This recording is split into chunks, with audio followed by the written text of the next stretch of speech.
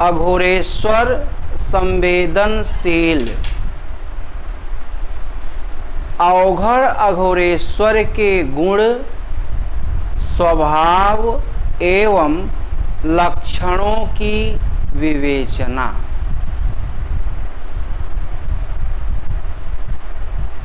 मुड़िया साधु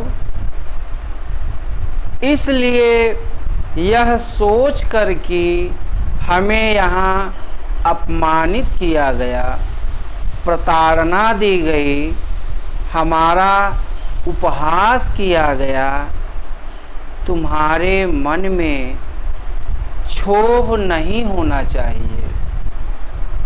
जो ऐसा करता है उसको यह चेतना नहीं है, वह जानता ही नहीं है कि उसने ऐसा कर कोई अनुचित कार्य किया है।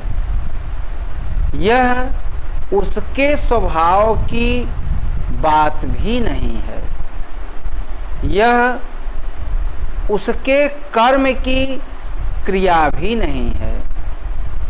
वह क्षमा का पात्र है।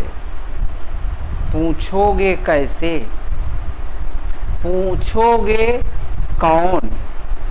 वह जो चोर है, घूसखोर है, तस्कर है और जो बहुत बड़ा मुनाफाखोर है, उसका इस दायित्व से, इस मूल्य और मूल्यांकन से कोई प्रयोजन नहीं होने के कारण उसके द्वारा तुम्हारे साथ कभी किए गए ऐसे व्यवहार की बिल्कुल अनदेखी करनी चाहिए।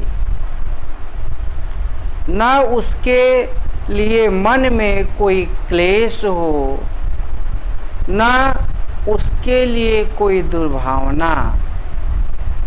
मुड़िया साधु, जब तू उन पवित्र आत्मीय संत सज्जनों, चरित्रवानों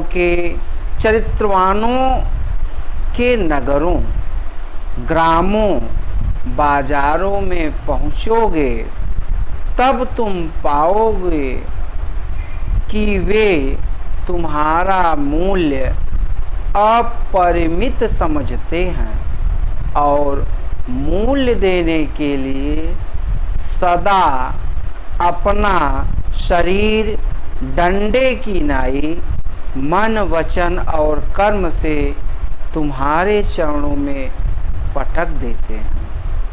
उस समय भी तुम्हें कोई विशेष हर्ष नहीं होना चाहिए।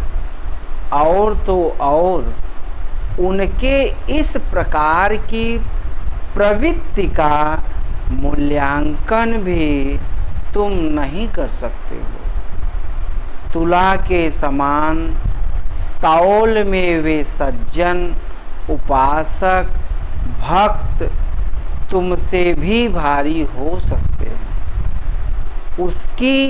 इसकी पूर्ण संभावना है।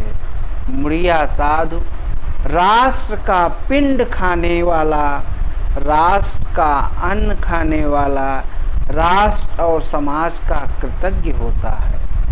वह किसी को बुरा और किसी को भला की तुला से नहीं तौलता है। वह सूर्य के समान सभी के लिए एक समान प्रकाश देता है। उसे पृथ्वी के समान मल मूत्र आदि करने पर, पूजा पाठ करने पर भी न विषाद होता है न हर्ष। वह शांति की मूर्ति सदृश बना रहता है। जय माँ गुरु, जय माँ सर्वेश्वरी, जय भैया।